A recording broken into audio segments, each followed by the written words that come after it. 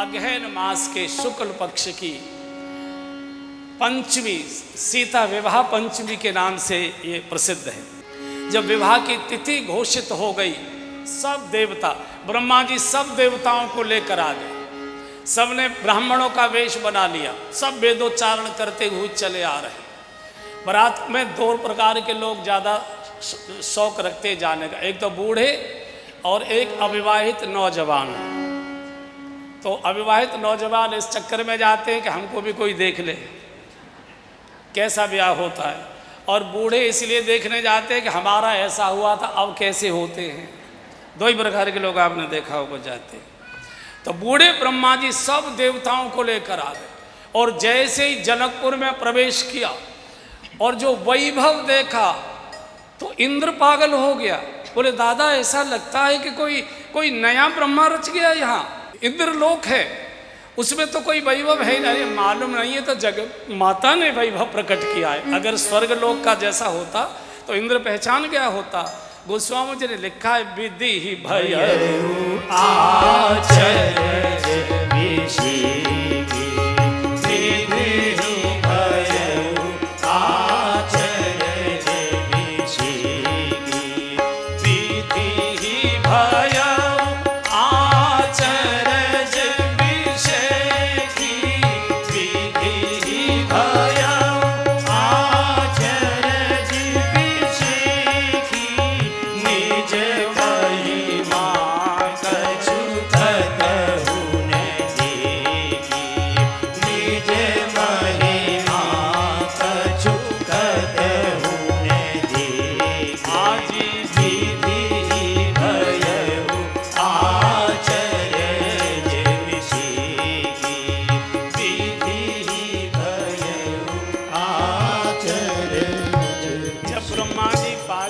तो शंकर जी ने पूछा ये क्या बढ़ऊ क्या हो गया, ये बावले से क्यों हो रहे? बोले मेरी रचना नहीं है, कोई नया ब्रह्मा पैदा हो गया। अरे अपनी रचना मत देखो बढ़ऊ, बारात का दर्शन करो।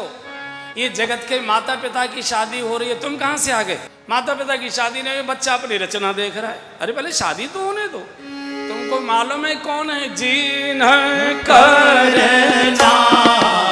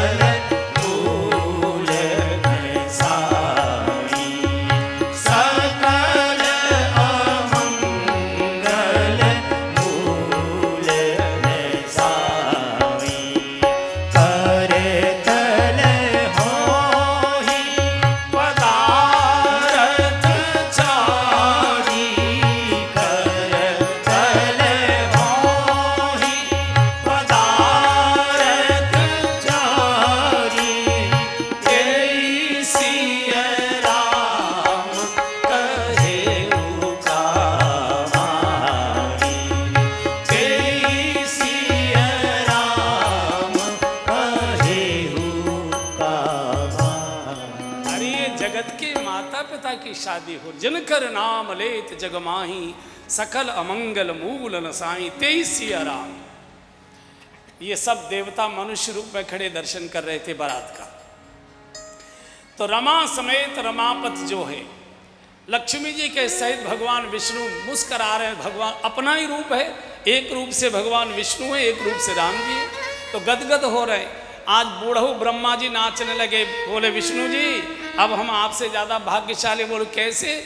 बोले हमारे 8 आँख हैं, 4 मुख हैं, तो हमारे 8 आँख, हम 8 आँखों से भगवान के दूल्हे रूप का दर्शन कर रहे हैं। बोले ठीक है कर लो, लेकिन जरा बगल में देखो तुम्हारी सौत खड़ी हुई है। पीछे देखा ब्रह्मा जी ने तो कार्तिकेय स्वामी खड़े हुए थे। इनके क्या मुख हैं? 6 मुख। तो 6 दूनी 12 विदते डेवढ़ लोचन लागे, इनसे 1.5 आँख वाले। तो कहा तुम भी प्रसन्न मत हो कार्तिकेय जी, पीछे और देख लो तुम्हारे पापा जी खड़े हैं। नयन पंचदश, शंकर जी के तो 5 मुख हैं और 3-3 नेत्र, तो 15 नेत्र से शंकर जी दर्शन कर रहे हैं। और सबसे पीछे इंद्र खड़ा था। वो तो नाच रहा है, ठुमके मार रहा है, भांगड़ा कर रहा है वो पूरा का पूरा। बोले तू क्यों? बोले मैं अपने भाग्य की कैसे सराहना करूं। गौतम ऋषि ने जब मुझे शाप दिया था, जब मैंने अहिल्या के साथ दुर्व्यवहार किया था, तो मेरे शरीर में 1000 छिद्र होने का उन्होंने शाप दिया था। पर जब मैं रोया कि मैं कैसे मुक्त हूँ, बोले ये तो तुझे भोगना पड़ेगा, लेकिन जब भगवान श्री राम का अवतार होगा त्रेता में और तू दूल्हे के रूप में भगवान का दर्शन करेगा, तो ये तेरे सारे छिद्र आंखों में बदल जाएंगे, तू 1000 आंखों से भगवान के रूप का दर्शन करना। आज सुरपत जैसा कोई भाग्यशाली नहीं है। पूरी जनकपुरी आज राजमार्ग ठसाठस भरे हैं। आज कोई किसी को नहीं पहचान पा रहा। सारे देवता 33 करोड़ देवता मनुष्य वेश लेकर इस बारात का दर्शन कर रहे हैं। और अटारियों में जनकपुर की नारियां, तो जब घोड़े ने तेज चाल चली तो ऊपर से माताएं बोल पड़ी, राघव धीरे धीरे, हम जनकपुर की नारी हैं, हम वेदांत की ऋचाएं हैं, वेदों की ऋचाएं, हमारी नज़र नहीं लगेगी आपको, हमको दर्शन कराओ, ब्रह्म दर्शन। हम तो निर्गुण निराकार के उपासक, उन्हीं की स्तुति गाते रहे। आज सगुण साकार ब्रह्म का दर्शन का सौभाग्य विधाता ने हमको घर बैठे दिया है, एक बार दर्शन कराओ। तो लक्ष्मण जी ने धीरे से जाकर कान में कहा, प्रभु ये सब आपका दर्शन करना चाहती हैं, एक बार। और जैसे ही भगवान ने जो दूल्हे के चेहरे के सामने लड़ियाँ होती है ना, माथे लटकत मोर लड़ियाँ, प्रभु ने ऐसे जो अपना लड़ी हटाई और ऊपर की ओर जब दृष्टि की, जो जहाँ थी वही मूर्छित होकर गिर पड़ी। इतना प्रभु का दूल्हे के रूप में मनोहारी स्वरूप। देवियाँ राजभवन में महिलाओं में जाकर मिल गई। अंदर भगवान प्रवेश करते हैं। द्वार पर जनक जी ने भगवान की चरण धोए हैं, आरती उतारी। भगवान की आरती जनक और सुनैना जी दोनों उतारते हैं। अंदर गए, बहुत दिव्य मंडप सजा हुआ है, सबके आसन सुरक्षित हैं। वशिष्ठ जी अपने गुरुता के आसन पर विराजमान, समधी जी के रूप में दशरथ जी अपने आसन पर विराजमान, जनक जी सुनैना जी अपने आसन पर विराजमान।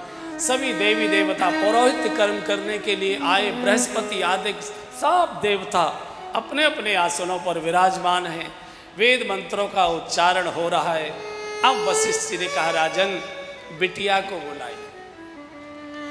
और जब जानकी जी को सखिया, बहुत सुंदर श्रृंगार, लेकिन चूंकि जानकी जी जगन माता हैं और माँ के श्रृंगार का वर्णन करना अपराध माना गया है, पाप माना गया है। माँ तो सब प्रकार से पूज्य होती है, चाहे स्वरूप हो, चाहे कुरूप हो, चाहे श्याम हो, चाहे गौर हो, माँ तो माँ होती है। सभी देवताओं ने मन ही मन जगन माता को प्रणाम किया।